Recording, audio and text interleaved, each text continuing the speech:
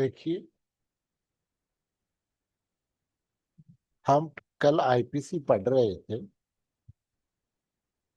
और आईपीसी में हम कंपेरेटिवली पढ़ रहे थे कि किस प्रकार से आईपीसी और बीएनएस में क्या कंपेयर किया गया। तो हमने कल देखा था कि आईपीसी क्यों बनी।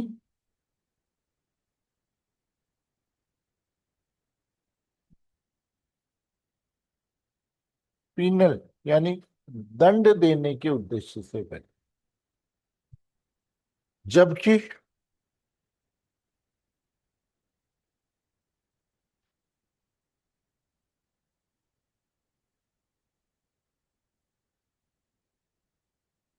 जबकि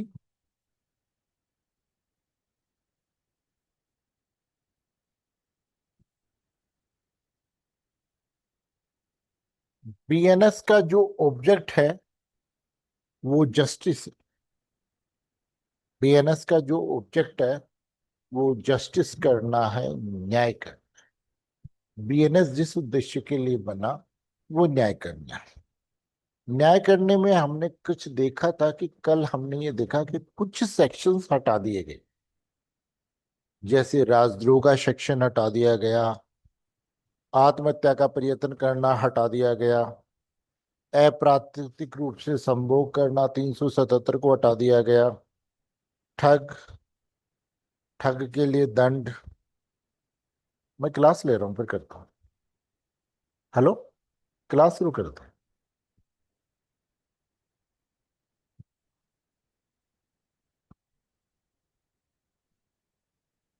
ठीक।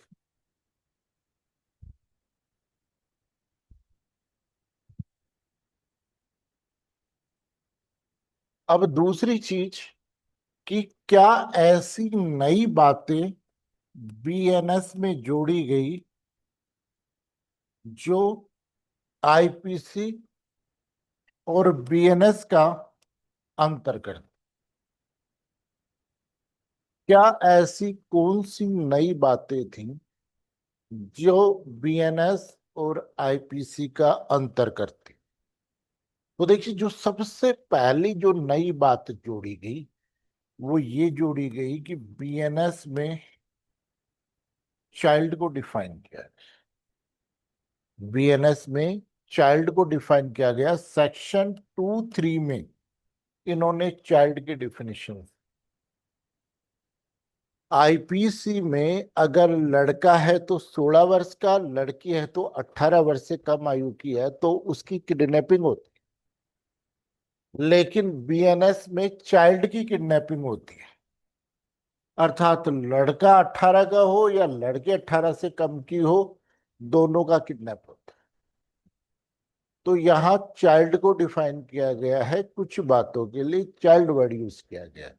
तो पहली डेफिनेशन इन्होंने चाइल्ड की थी। दूसरा,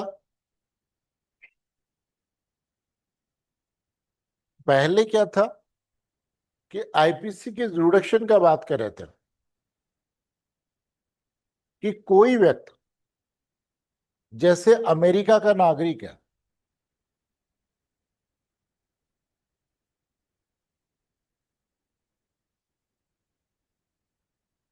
वाई वाई अमेरिका का नागरिक है और एक्स भारत का नागरिक है।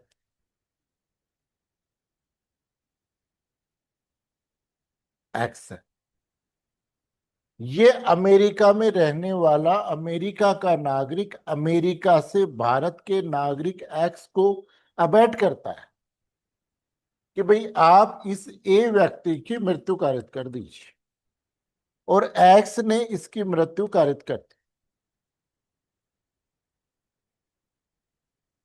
एक्स ने इसकी मृत्यु कारित कर दी, तो यहां पर एक्स हत्या के लिए लाइबल है, लेकिन वाई की कोई लाइबिलिटी नहीं थी, क्योंकि वो सेक्शन 2 में भी कवर नहीं हो रहा था और सेक्शन 4 आईपीसी में भी कवर नहीं था। इसलिए नया एक्ट बनाया, बीएनएस बना, बीएनएस के सेक्शन 48 में ये प्रावधान किया कि अगर कोई भारत से बाहर का नागरिक भारत में अपराध करने के लिए दुष्प्रेरण करता है तो ये वाई दायित्वाधीन है। पहले विदेशी नागरिक की लाइबिलिटी नहीं थी, अब विदेशी नागरिक को भी दायित्वाधीन बना दिया गया।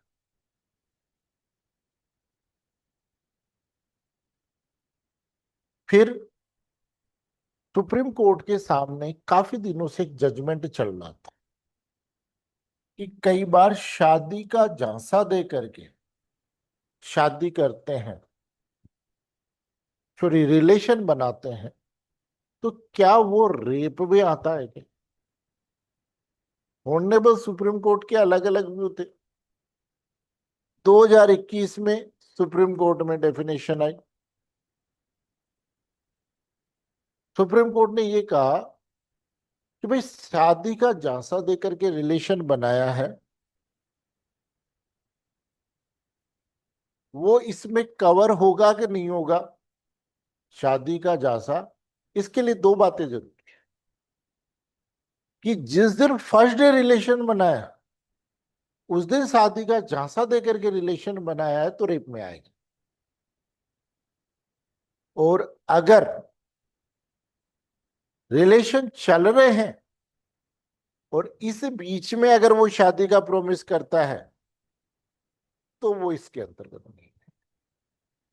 अगर वो इस बीच में प्रॉमिस करता है तो वो इस पे नहीं है, इसमें कवर नहीं। अच्छा यही चार जा रहा है। उस समस्या को समाधान करने के लिए सेक्शन 69 में प्रवंचना पूर्वक संबंध बनाने को इन्होंने रेप डिक्लेयर कर दिया। प्रवंचना पूर्व संबंधों को बनाने को इन्होंने रेप डिक्लेयर कर दिया।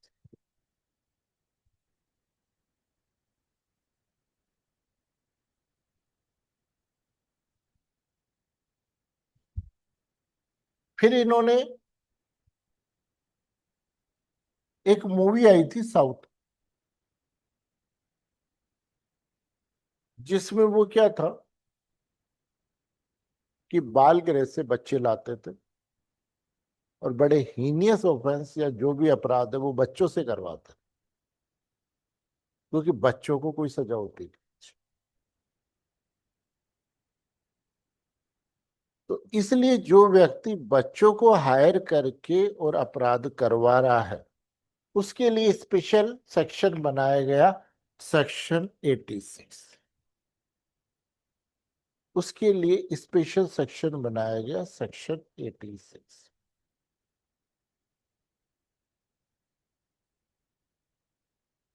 सॉरी 95, 86 नहीं, सॉरी 95, सेक्शन 95। फिर सबसे बड़ी जो दिक्कत थी वो थी मॉब लिंचिंग, कि भीड़ के द्वारा किसी व्यक्ति की मृत्यु कारित की जाती है। तो पहले क्या था, ये बात होती थी कि भाई भीड़ ने मृत्यु कारित कर दिया तो का भीड़ का कोई चेहरा नहीं होता, इसलिए भीड़ की लाइबिलिटी नहीं होती। लेकिन नए एक्ट में सेक्शन 103 फर्स्ट में मॉब लिंचिंग को डिफाइन किया और 103 दो में इसे दंडनीय बनाया, ऑफेंस बनाया कि मॉब लिंचिंग अब अपराध है। ये नहीं कह सकते कि साहब भीड़ ने मृत्यु कारित कर दी। और मॉब लिंचिंग में अगर किसी व्यक्ति को चोट लगती है तो 117 दो का अपराध, छोड़िए 117 4 का, 117 4 में मॉब लिंचिंग से मृत्यु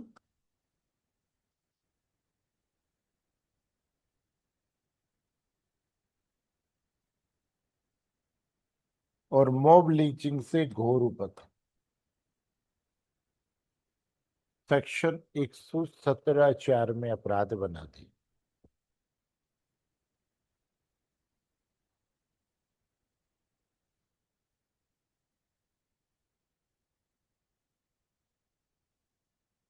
फिर उसके बाद में जो नया प्रावधान किया गया वो सेक्शन 111,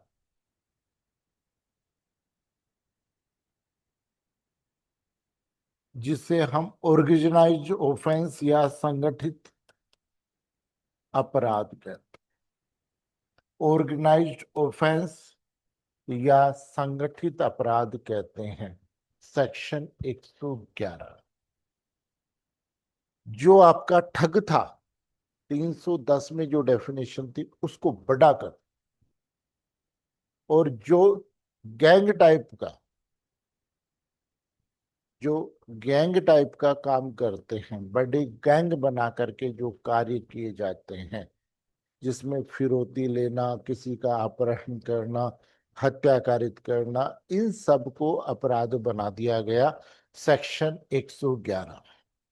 यानी जो बड़े डॉन है उनको 111 में कवर किया गया, और जो छोटे मोटे चोरी चारी करने के लिए जो इकट्ठे होते हैं, छोटे डोनों को, गली वाले डोनों को सेक्शन 112 में छोटे संगठित अपराध बने।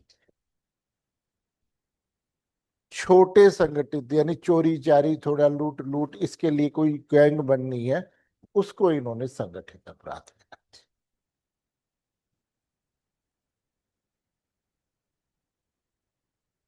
फिर एक नया सेक्शन बनाया, सेक्शन 113।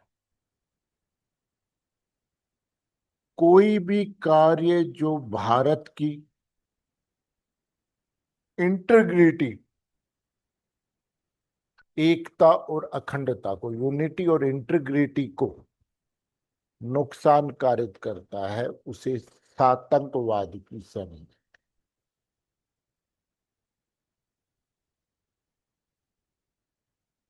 और सेक्शन 113 में आतंकवाद को स्पेशल अपराध बना दिया।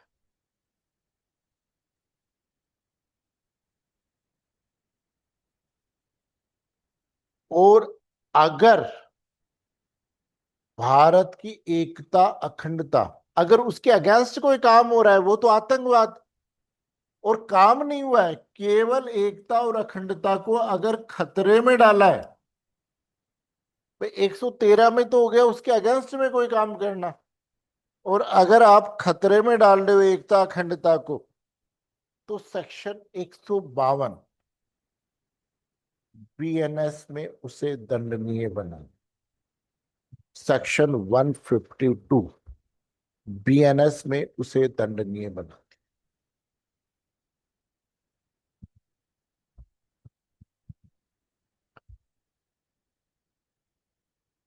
पहले कोई भी खबर आप छाप सकते हो, और ये लिख देते थे कि सूत्रों के हवाले से ये पता चला है। और बाद में आर्टिकल 19 फर्स्ट के वाक और अभिव्यक्ति की स्वतंत्रता आपको ये परमिशन देती थी कि भाई आपने जो बोला वो सही है, आपकी कोई लाइबिलिटी नहीं। आप बाकी सारी बातों में ये चीजें चल जाएगी, लेकिन कोई भी मामला ऐसा है जिसमें भारत की एकता अखंडता, भारत की सॉवरेंटी, उसकी सेफ्टी के बारे में कोई भ्रामक जानकारी प्रकाशित करेगा या प्रकाशन करेगा, जैसे अभी देश के राष्ट्रपति ये बोलते हैं कि भारत रसिया से तेल नहीं लेगा। अब वो तो दूसरे देश के राष्ट्रपति थे, कह दिया। लेकिन भारत का कोई नागरिक भारत की एकता अखंडता संप्रभुता इसको डिस्ट्रॉय करने वाली कोई भी बात न तो प्रकाशित करेगा और न ही प्रचारित करेगा। सेक्शन 112। और ये बना दिया 197 फर्स्ट 197 फर्स्ट डी, जिसमें भारत की एकता अखंडता इनके बारे में भ्रामक जानकारी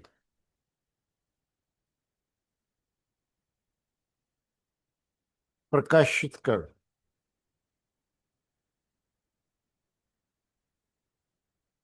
किसके बारे में? भारत की एकता अखंडता सॉवरेंटी संप्रभुता सुरक्षा सेफ्टी आदि के बारे में इस प्रकार की अगर कोई बात कही जाती है तो सेक्शन 197 फर्स्ट टी का कम से कम इस आधार पर, इस सेक्शन के बेस पे कोई सेना के खिलाफ तो नहीं बोलेगा।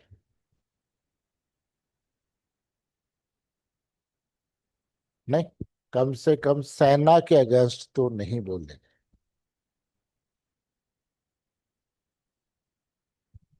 फिर सेक्शन 309 आईपीसी को इन्होंने अमेंड कर दिया, विलोपित कर दिया, और उसके स्थान पर 226 बना दी। उसके स्थान पर सेक्शन 226 बना दी कि कोई व्यक्ति आत्महत्या की धमकी, पहले तो ये करता आत्महत्या का प्रयत्न करता, यहां यह है कि आत्महत्या का प्रयत्न करता है या आत्महत्या की धमकी देता है, किस उद्देश्य से? लोग को या किसी व्यक्ति को कोई कार्य करने के लिए या करने से विरत रहने। सेक्शन 226 बीएनएस में डाल, सेक्शन 226 बीएनएस में प्रावधान करते। फिर उसके बाद में, यानी देखो एक चीज ध्यान रखना, पहले क्या था कि कोई भी व्यक्ति जैसे सरकार से मांग करने के लिए कि भाई रिजल्ट निकालो, साहब हमारे को पोस्टिंग दो, और छत पे चढ़ जाते थे। अभी कुछ दिन पहले सेशन कोर्ट में भी एक व्यक्ति चढ़ गया न्याय लेने के लिए। तो इस प्रकार से आप किसी लोग को या किसी व्यक्ति को इस प्रकार की धमकी दे करके कोई काम करवा रहे हो या करने से रोकने के लिए आत्महत्या का प्रयत्न कर रहे हो या आत्महत्या करने की धमकी दे रहे हो तो 226 का अपराध। पहले ये था कि कोई टंकी पे चढ़ जाता और शोले पिक्चर का धर्मेंद्र बन जाता तो उसकी आईपीसी में कोई लाइबिलिटी नहीं थी जब तक कि वो कूद करके बच नहीं जाता। केवल सेक्शन 151 में प्रिवेंटिव कार्रवाई में उसे अरेस्ट किया जाता तो भाई आगे से वो नहीं चढ़ेगा, लेकिन आईपीसी में कोई अपराध नहीं था। आज टंकी पर चढ़ करके धमकी देना सेक्शन 226 का अपराध। लेकिन इसकी सबसे बड़ी बुराई यही है कि ये नॉन कोग्निजेबल ऑफेंस, तो इसके लिए पुलिस एफआईआर रजिस्टर्ड कर ही नहीं सकती, केवल परिवाद पेश कर सकते। वेलेबल ऑफेंस है लेकिन नॉन कोग्निजेबल होने से इफेक्टिव कम हो गया, क्योंकि जब एफआईआर रजिस्टर्ड नहीं होगी तो फिर कार्रवाई क्या होगी। और कंप्लेनेंट अगर बनते हैं तो परिवादी को कंप्लेनेंट बनना पड़ेगा, पुलिस वाले।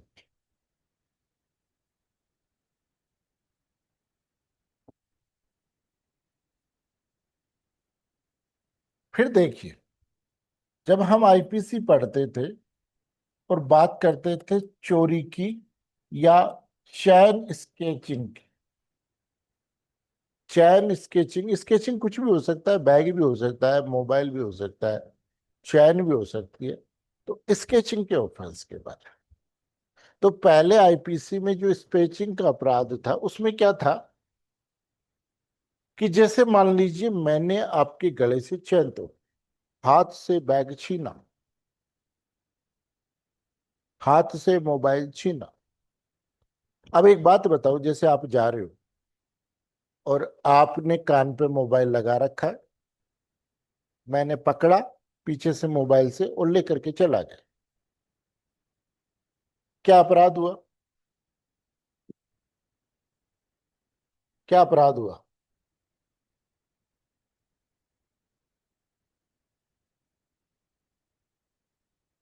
तो देखिए, लूट तो होगी नहीं, क्योंकि लूट में उपपत्ति का होना जरूरी है, लेकिन आपके शरीर को टच हुआ, आप पे फोर्स यूज हुई।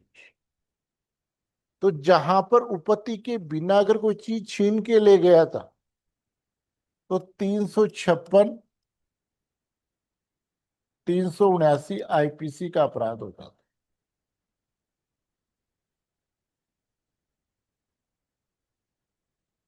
लेकिन अगर उपपत्ति हो जाती थी तो 392 आईपीसी का अपराध होता था।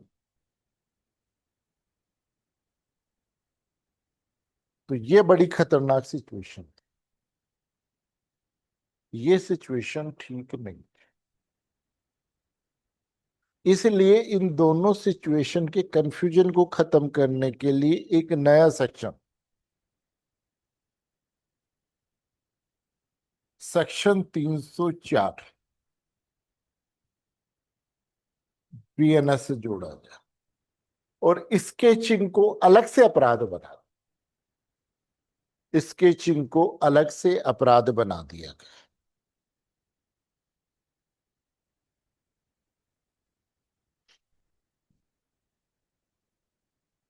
अब आपकी कार खड़ी हुई है और आपकी कार में लैपटॉप रखा है, मैंने आपकी कार का शीशा तोड़ा और उसमें से लैपटॉप ले गए,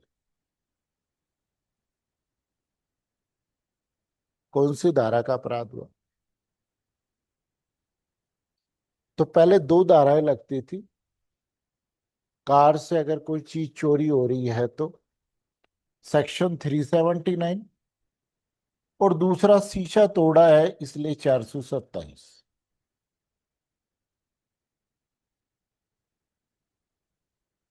नहीं, या फिर कोई ज्यादा ही करता तो इसको पात्र मान लेता तो 462।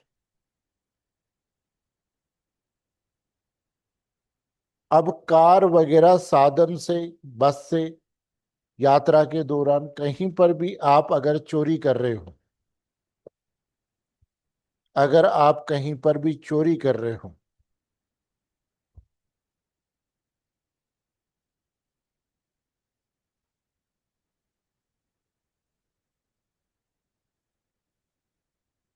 तो उसके लिए नया सेक्शन बना दिया गया कि वाहन आदि से चोरी करना,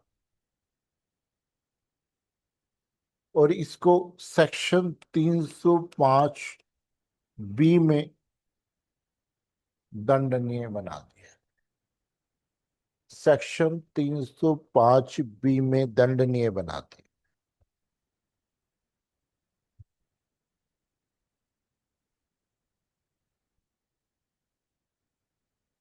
यात्रा के दौरान चोरी कर रहे हो तो 305 सी का, पूजा के स्थान पर या मूर्ति के प्रतीक आदि की चोरी के लिए 305 डी, और सरकारी या स्थानीय प्राधिकारी की संपत्ति की चोरी के लिए 305 ई का अपराध बनाती है। 305 ई, सरकार आदि की संपत्ति की चोरी के लिए सेक्शन 305 ई बना दिए गए। पहले क्या था कि अगर कोई व्यक्ति किसी की प्राइवेट की हो या सरकार की संपत्ति हो, अगर सरकार की संपत्ति को तोड़ो या प्राइवेट की को तोड़ो, दोनों ही रजिस्ट्री का अपराध होता, मिसचीफ का अपराध होता, तो समान दंड का प्रावधान। लेकिन नया सेक्शन बना दिया गया, सेक्शन 324(3), इसमें सरकार की संपत्ति की रजिस्ट्री को दंडनीय बनाते हैं। तो देखो कुछ नए सेक्शंस बीएनएस में जोड़े गए। पहला, सेक्शन 2(3) में इन्होंने चाइल्ड शब्द को शामिल किया, परिभाषित किया। अब किडनैपिंग 18 साल से कम आयु के लड़के और 18 साल से कम आयु की लड़की की है। स्पेशली इसका प्रभाव ये होगा। दूसरा, भारत से बाहर अगर कोई भारत में अपराध करने के लिए दुष्प्रेरण कर रहा है तो सेक्शन 48 में उस व्यक्ति की लायबिलिटी निश्चित की गई। फिर सेक्शन 69 में प्रवंचनापूर्ण साधनों द्वारा अगर कोई व्यक्ति संभोग करता है उसे रेप की श्रेणी में डालते।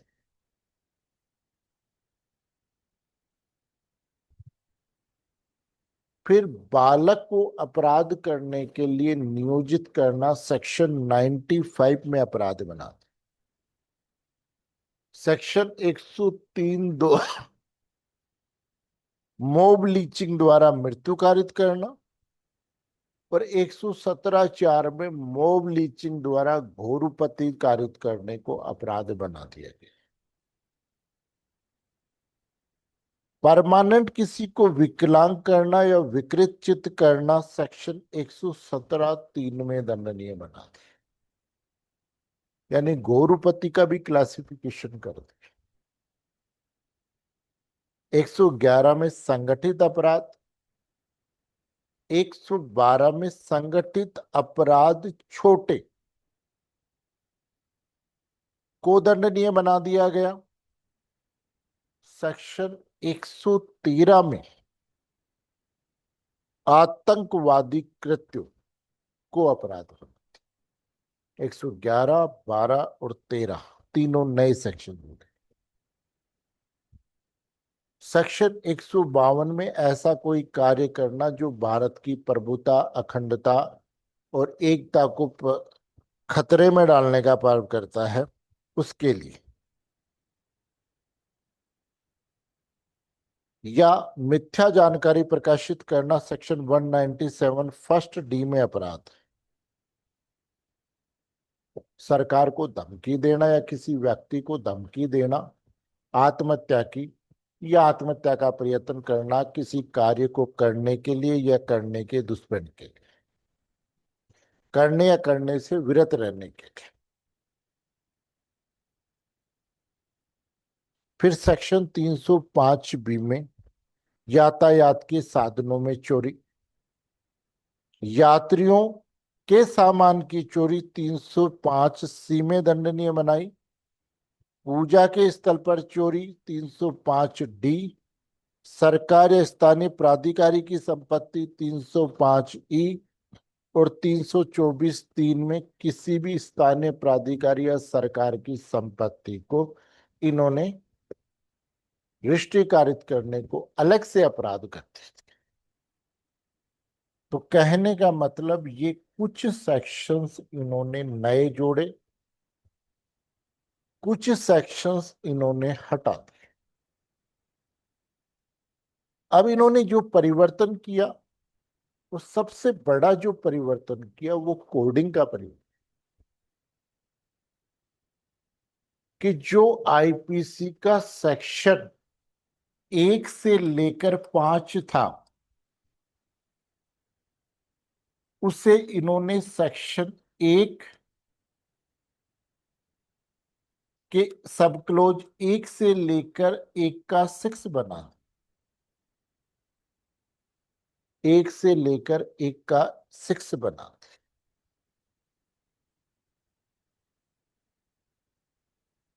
जो हमारे डेफिनेशंस थी सेक्शन 6 से लेकर के सेक्शन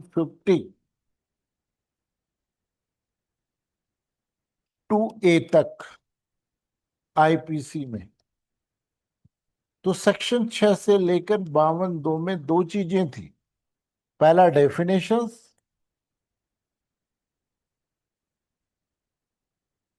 और दूसरा, पहला डेफिनेशंस हो गया और दूसरा हो गया एक्सप्लेनेशन।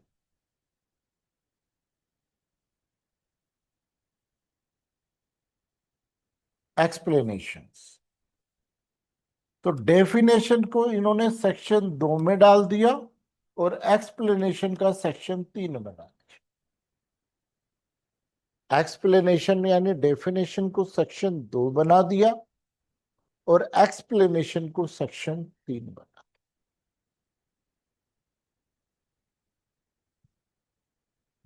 इस प्रकार से इन्होंने कोडिंग में परिवर्तन कर दिया। फिर इन्होंने, जैसे जब हम आईपीसी पढ़ते हैं तो आईपीसी के सेक्शन 53 में दंड के बारे में बताया हुआ है कि दंड कितने प्रकार का होता है।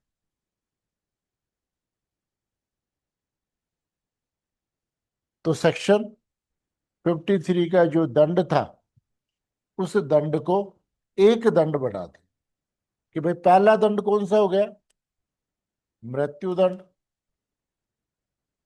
दूसरा आजीवन कारावास। तीसरा कारावास। चौथा संपत्ति का संपरण।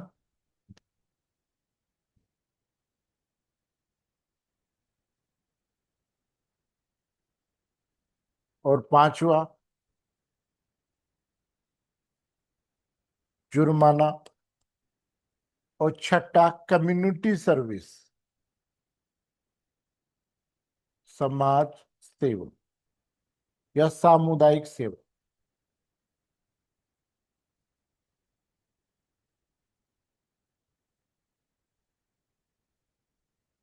नेक्स्ट इन्होंने सामुदायिक सेवा। तो ये जो सेक्शन 53 में था इनको इन्होंने सेक्शन 4 में बना दिया और एक दंड।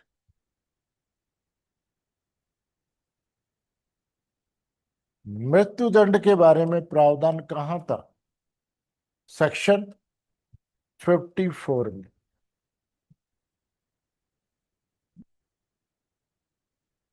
कि भाई किसी भी व्यक्ति को राज्य सरकार उसके मृत्यु दंड को किसी भी अन्य दंड में परिवर्तन कर सकती।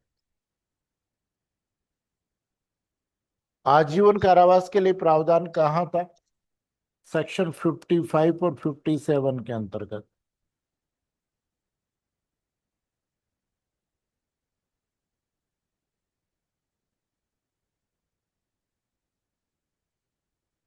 कारावास के बारे में प्रावधान सेक्शन 60 में था। संपत्ति के संप्रण के संबंध में 61 और 62 में था लेकिन उसे हटा दिया गया। जुर्माना के बारे में 63 से लेकर के 70 में था। और सामुदायिक सेवा के बारे में कोई प्रावधान नहीं है। इन सबको मिलाकर के एक एक सेक्शन बना दिया गया और उसके सब क्लोज बना दिए। इन सबको मिलाकर के, तो इस प्रकार से कहने का मतलब ये 5 सेक्शनों का एक सेक्शन बना दिया और सब क्लोज में कर दिया। तो कहने का मतलब जो डेफिनेशंस बड़ी थी उनको इन्होंने और ज्यादा बड़ी बना दी, यानी एक सेक्शन को इन्होंने बड़ा करके और आईपीसी में सेक्शनों की संख्या को कम कर दिया। और कोई सा भी सेक्शन आईपीसी का और बीएनएस का मैच नहीं करता।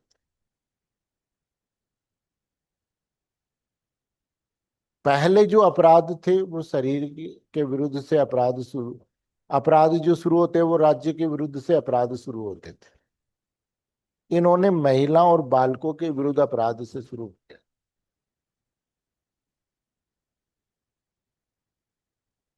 बालकों और महिलाओं से विरुद्ध अपराध से।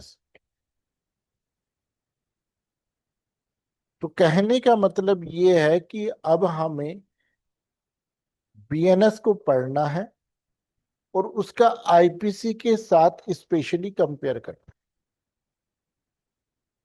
क्या बातें इन्होंने आईपीसी से हटाई वो हमने डिस्कस की। क्या नई बात थी जो इन्होंने आईपीसी में जोड़ी। बाकी जो परिवर्तन हुआ वो केवल जुर्माने में हुआ है कि जहां 50 रुपए थे 50 5,000 कर दिए, 500 रुपए कर दिए, 10,000 रुपए कर दिए, केवल जुर्माने का इंक्रीमेंट किया। उसके अलावा आईपीसी और बीएनएस में कोडिंग के अलावा कोई फर्क नहीं। चोरी की डेफिनेशन, लूट की डेफिनेशन, डकैती की, मर्डर की, जनरल एक्सेप्शंस, सारी डेफिनेशंस वही है जो पहले थी।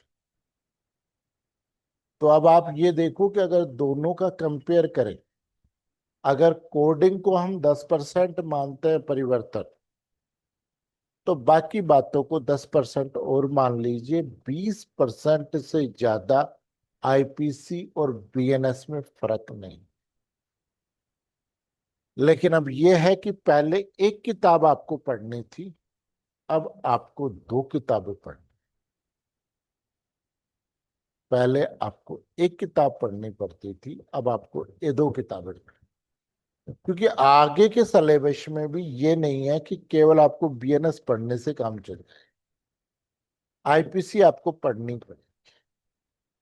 वो इसलिए पढ़नी पड़ेगी क्योंकि अभी भी जो कोर्ट में केस पेंडिंग है, तो एवरेज पेंडेंसी 10 साल की मान के चल।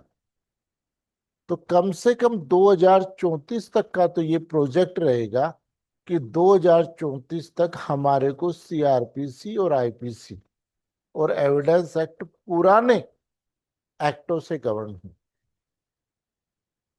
तो इसलिए हमें दोनों एक्ट ही, अब ये लगे कि भाई हमने अभी एलएलबी की है तो हमें कोई दिक्कत नहीं आएगी, आईपीसी छोड़ देते हैं, बीएनएस पढ़ लेते हैं। लेकिन आपको आईपीसी और बीएनएस दोनों ही पढ़ना,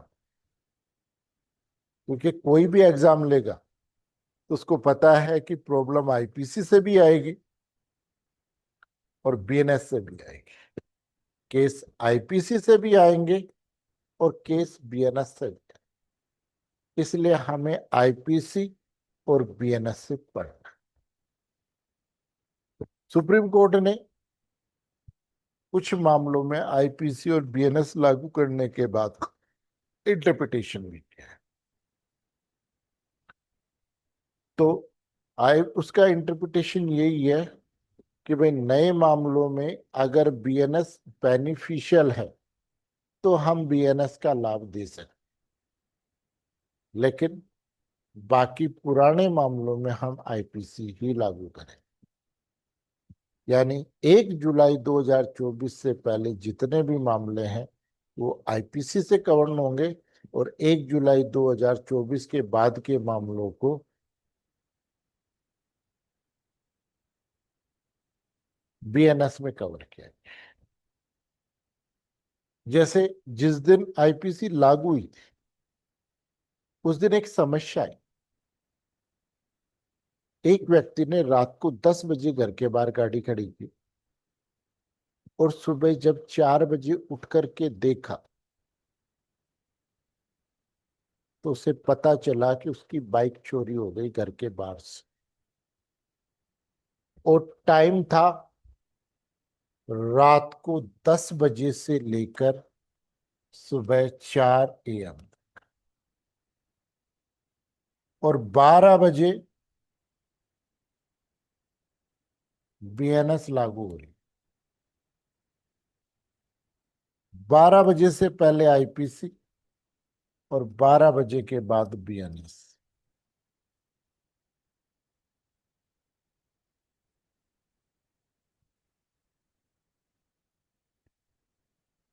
कौन सा सेक्शन लगेगा इस प्रॉब्लम में? आईपीसी आनी चाहिए या बीएनएस आनी चाहिए? कि रात को 10 बजे, यानी 30 जून को रात को 10 बजे एक व्यक्ति ने अपनी बाइक घर के बाहर खड़ी की, और 1 जुलाई को सुबह 4 बजे जब उसने उठा तो उसने देखा कि घर के बाहर से बाइक चोरी हो गई। दूसरे दिन वो थाने पे जाता है तो उसकी रिपोर्ट आईपीसी में रजिस्टर्ड होगी या बीएनएस में रजिस्टर्ड होगी? किसमें होगी?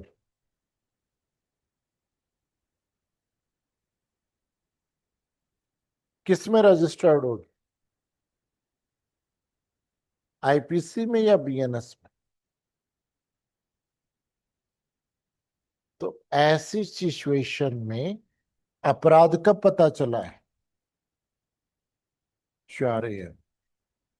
जब पता चला है तभी माना जाएगा कि अपराध हुआ।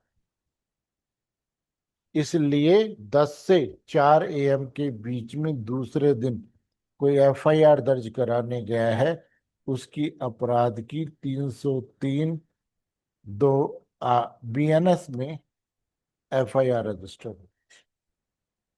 और शायद भारत की पहली एफआईआर यही थी, 303 2 बीएनएस, 1 जुलाई जो एफआईआर रजिस्टर।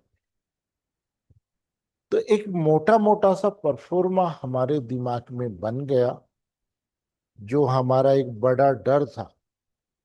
आईपीसी में ऐसा क्या नहीं था जो बीएनएस बनाई गई, और बीएनएस में नई बात क्या जोड़ी।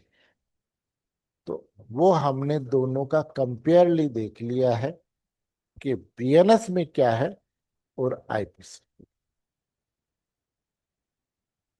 नेक्स्ट क्लास से हम बीएनएस और आईपीसी को पढ़ेंगे, कंपेरेटिवली पढ़ेंगे कि बीएनएस में क्या प्रोविजन था और आईपीसी में क्या था। जिस दिन आपका दोनों का कंपेरेटिवली पूरी हो जाएगी, उस दिन आपको ये लगेगा कोडिंग के अलावा केवल 5% डिफरेंस।